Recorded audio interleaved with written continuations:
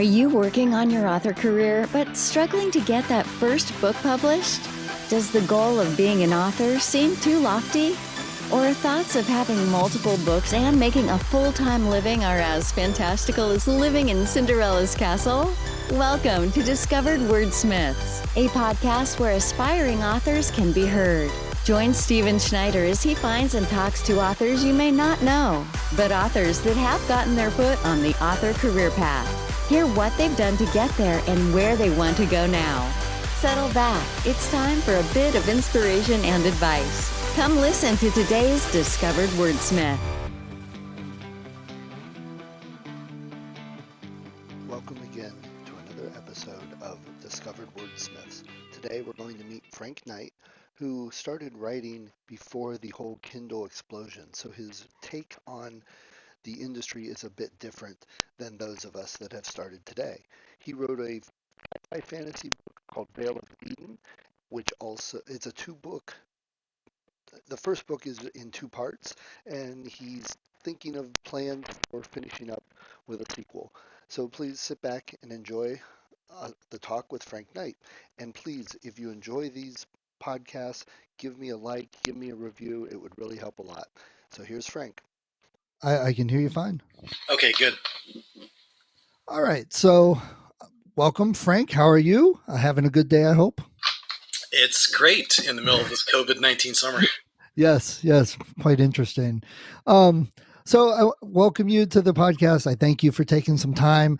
And I'm really interested to talk to you because you have a different journey and a different story than most people do nowadays because of when you did it and how. So let's just start before that, start a little bit about who you are, a bit about you, your background, what you like to do, those types of things. Well, I grew up in Northeast Ohio on a farm, and I went to... And full disclosure, we know each other for our whole lives. This is true. Yes. Okay. And although I later didn't live on the farm when I was a boy, I grew up on the farm and still worked there when I got older. And on a farm, you have to learn how to do a lot of things and be willing to do just about anything. Whether it was tending the fields, tending the cattle, growing hay, making hay, fixing equipment, large and small, operating the equipment, doing legal contracts, anything. You had to do it. And from there, I ended up working as in operations management and automation design for quite some time, internationally and at home. And I got to see a broad picture of how things operate in Western Europe and North America and Canada, as well as corresponding with other places in the world, in these roles. And it's kind of interesting when you're tasked with definitely getting something done, as opposed to clocking in and clocking out when you're responsible for everything. And so it gives you an interesting perspective on how to get on how things work and how they affect people, especially when you supervise other people. And so now I'm a school teacher. And so I've had a pretty much like most of us who grew up in Northeast Ohio, I've had to do a wide variety of jobs just to keep up with the tumultuous economy. But at the same time, it kind of gave me a wide background for a lot of the things that I write about. So why did you want to start writing? What sparked that? Even with the background, the interest, the things you've done, what made you say, hey, I think I'm going to start writing and write this stuff down?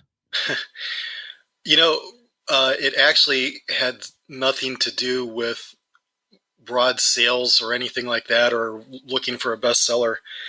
I'm generally interested in talking with people of different backgrounds and learning from them. But at the same time, sometimes you feel like a lot of deeper subjects are difficult to get to with people. People are reluctant, or maybe they don't have a lot of interest in some of the deeper questions that surround humanity. And this book, I believe, deals with a lot of those deeper issues behind not only who we are, where we've been, but also where we're going. Okay, well, that's intriguing. So tell us a little bit about the book. Now, first of all, tell us when you did this and what you had to go through, and then tell us about the book, because I know you didn't do this recently with the whole Kindle revolution and the whole ebook revolution. You did this right before that. So tell us a bit about the book and what you went through to write it and get it out there and things like that. So I had some writing talent, according to my professors in college, but that doesn't necessarily translate into a good novel. Right. So I did some research, and I think the best source of research that I had was a book called On Writing by Stephen King. I think that's a good source for just about all of us. Yeah, I absolutely agree. And what's interesting was after reading that book, I emailed Stephen King and Piers Anthony, the author of the Xanth series. And they both wrote me back. They're very nice people. I asked them for some advice, and they had some great advice. Sometimes they just directed me to websites because they get these questions a lot from people like me who write books who aren't very famous. And but the interesting thing that Stephen King said in his On Writing, I think, was, one, sit down and write every day. And he recommended a pace of at least 3,000 words per day. I was hitting 9,000 to 13,000 words a day when I was writing this. Wow. I had no problem whatsoever writing. I had no problem getting the words out, the word volume out. None whatsoever. The interesting thing that he taught me as well was, what Stephen King taught me as well was, use simple sentences. And when you close a quote, just he said, period. Nothing fancy like, he said sarcastically. Try to keep the adjectives to a minimum in the stuff that's outside of dialogue, because it throws the reader out of the dialogue. Right. Also, Piers Anthony taught me, pay close attention to your editors. I passed this book around to a large group of people that you and I both know, and I was very thankful for everyone's input. One thing that a lot of editors, professional editors, will note is that new authors like to argue rather than listen. I can definitely see that, because you get a lot of contradictory feedback from all of your editors, but it's all extremely, extremely valuable. And it's wonderful when people are willing to work through a manuscript or a rough text with you. It's absolutely wonderful. It's really an act of love that when editors read a book for you. It doesn't matter if it's me or if it's my favorite author, Guy Gavriel Kay. He'll tell you the same thing, that anybody that is willing to edit your unpublished manuscript is doing so out of interest and kindness and friendship. Right.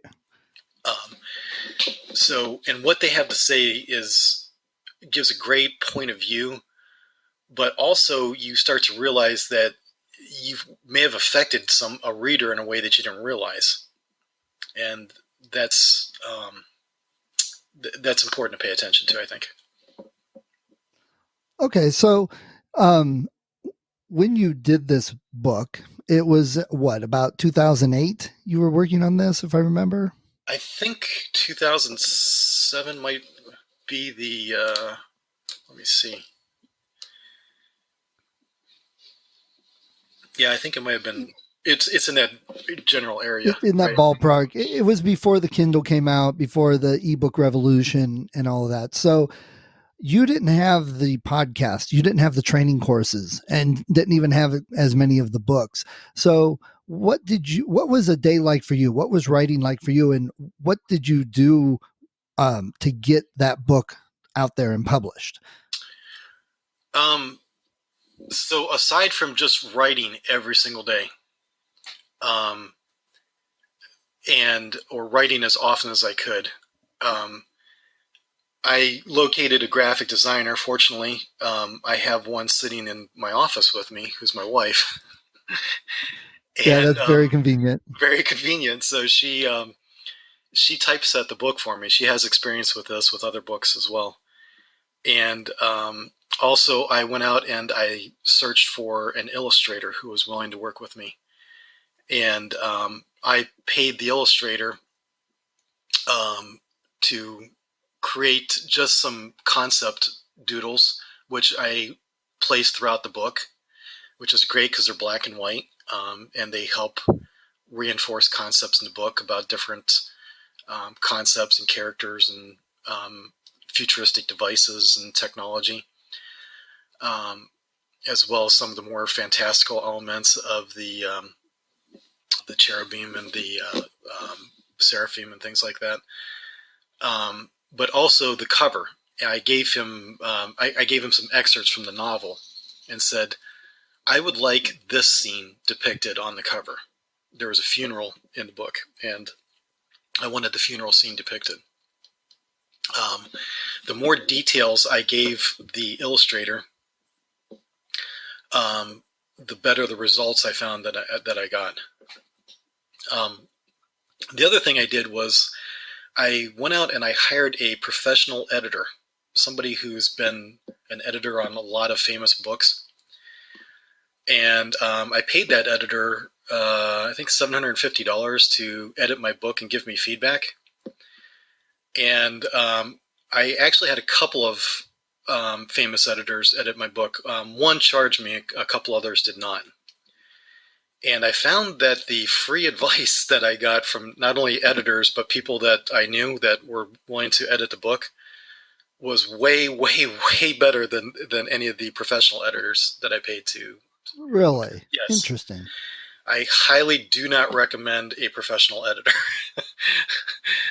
Really? Yeah, not just for the money, but the feedback was lackluster, to say the least. I mean, it really was sparse, not useful, and if you tried to ask follow-up questions, they seemed to be annoyed about that. So, wow. Yeah. Okay, so we've talked a little bit about it. Tell us the name of the book and what the book is actually about. So the book is called The Veil of Eden, and it actually is in two parts. The first part was The Veil of Eden, Between the Gates of Paradise, and the second part is The Warp of Minds. And the book is really about, it starts with a perspective of, humanity's here on this planet, and possibly there's people, or probably there's beings on other planets as well. But what does that really mean? A lot of our context and our paradigm and our thought comes from our parents, our communities, and our history books. But that isn't necessarily the truth. We get a lot of Abrahamic religions that have the concept of a Garden of Eden. But we really don't know if that's the truth. And this book talks about not only the mind, but how it's affected by our history and things like that. And it brings to life a lot of these characters and archetypes from different religions, not just the Abrahamic religions, but Eastern religions as well. And it brings to life these characters. And I think it forces the reader to actually look at different parts of their own beliefs, if they ascribe to these beliefs, different belief systems, and what do they really mean? I think a lot of people, I think a lot of people I've met in my life who are religious, they haven't actually read their own religious texts. They haven't read the Bible or the Quran or the Torah or the Talmud. I've read all of these several times in different translations. And it just is amazing, a lot of the violence that I read in there, and a lot of the things that I think if people just sat down and read it like a novel, it might change their own perceptions of their belief system. And so this book brings out a lot of those. Wow, that's a very heavy goal to try and accomplish within a fiction book. Agreed. And a delicate one. So yes, yeah, and I can see the controversy from people wanting to read it. So when you were writing it before the Kindle revolution, what did you do afterwards? How did you look for a traditional publisher? Did you do this yourself? How did you get the book out there, get it known? What's interesting was right then ISBN numbers were switching from 10 to 13, or had just switched in the years previous to that. Because we had a graphic design business at the time, my wife and I, we actually created the product complete in a PDF format. Then I went and bought barcodes. Anybody can do this. You have to register a publishing company. So I have Oniron Publishing. And I bought, I think 10 barcodes, because that was about how many books I, felt like writing, whether or not they become famous or not. And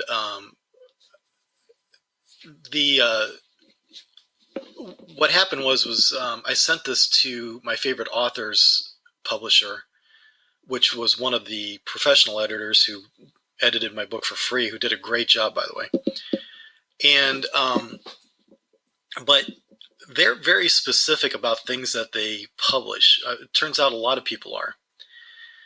And one day after I published this book on my own as a micro publisher, Ingram, Baker, and Taylor called me up and wanted to send this out to bookstores, which was wonderful.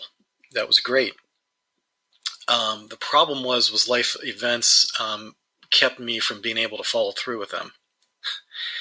And so now that life events are no longer keeping me from doing that, as I go back and finish the third part of this book, as well as a nonfiction novel that I have complete and just need to put a barcode and make a cover for it.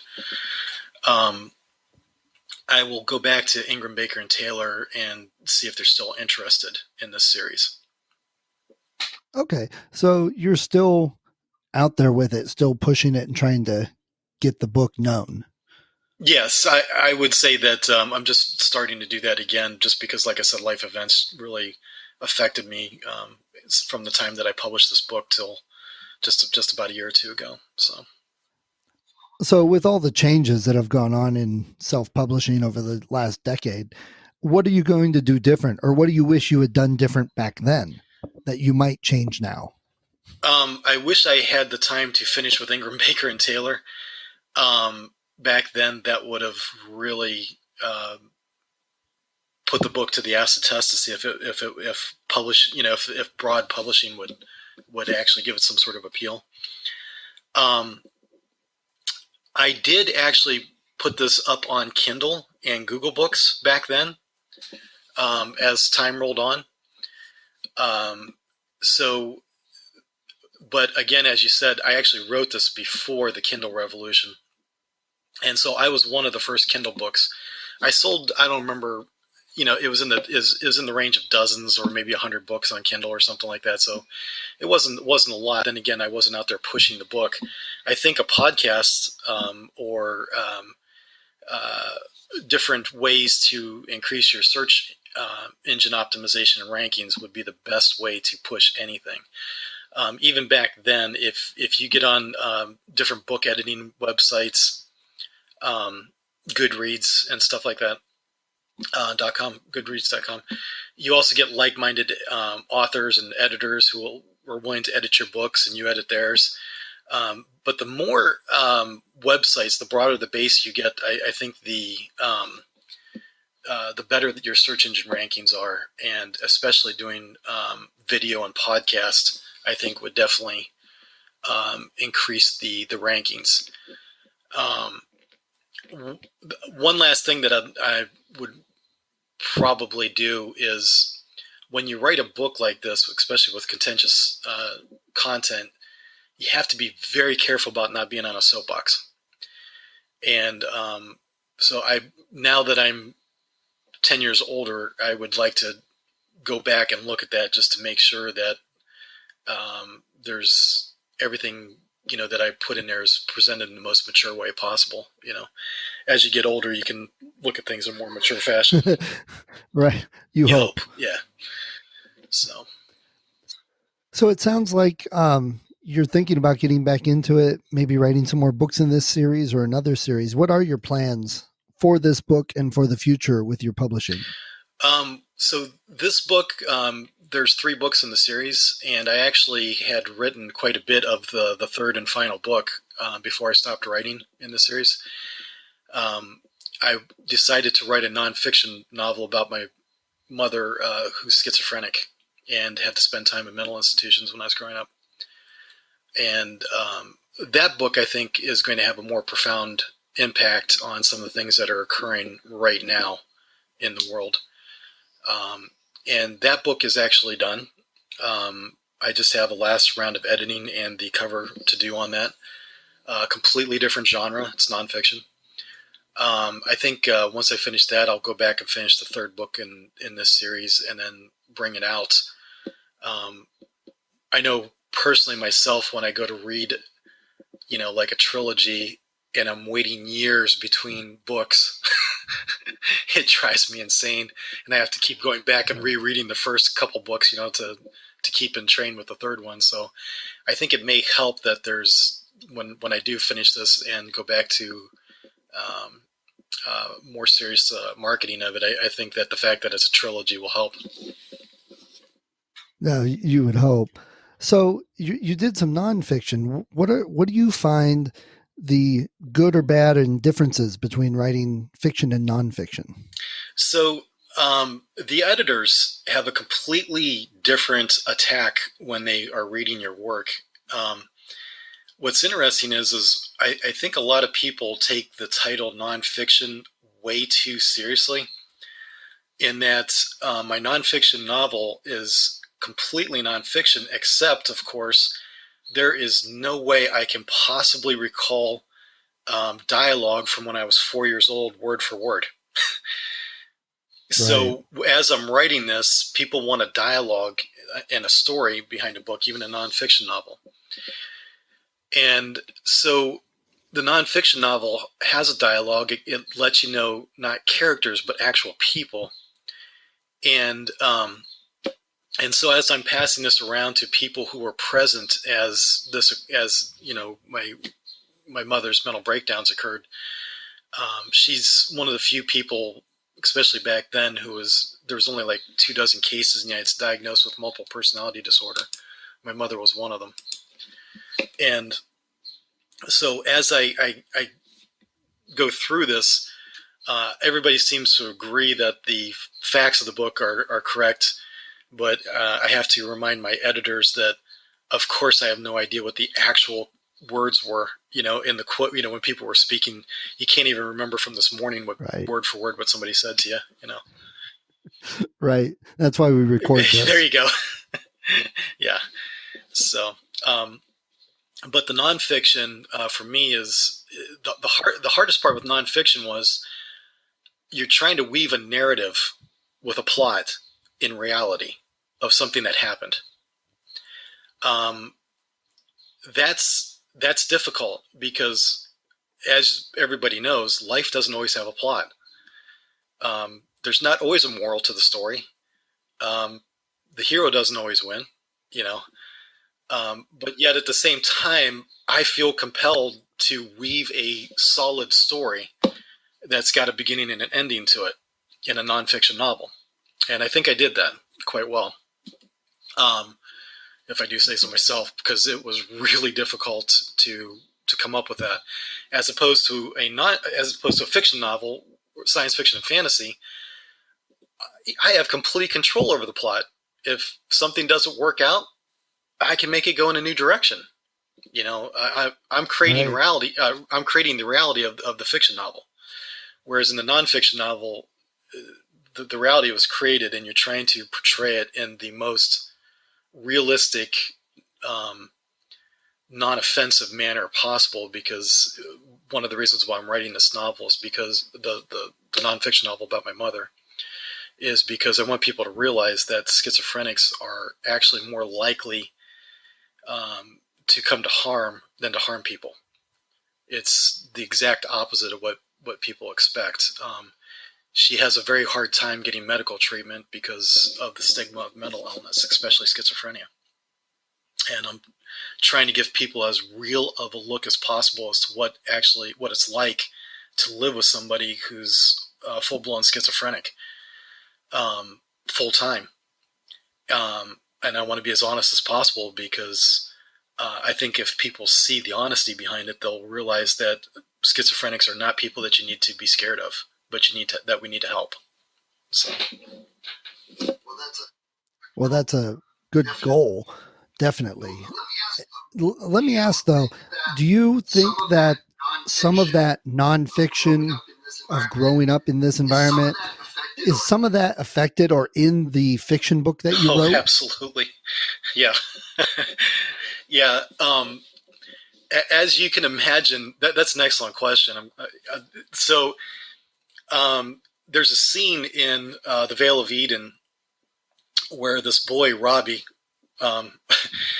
in the book, and he was there's a story in there where he's being ridiculed for not being religious in the book, and it was actually a life event that occurred to me, not just once when I was younger, but frequently. Growing up in a largely or predominantly Christian Northeast Ohio, a lot of people are really, really good people, obviously.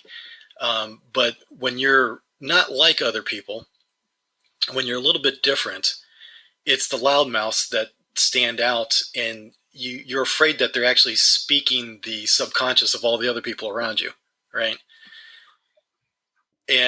So yep. This is true if you are the victim of a racial attack, which, though being Western European, I worked in an urban school district for a couple of years, so I do know what that's like. Being non-religious in a predominantly religious community, even one, in my opinion, as open-minded as Northeast Ohio,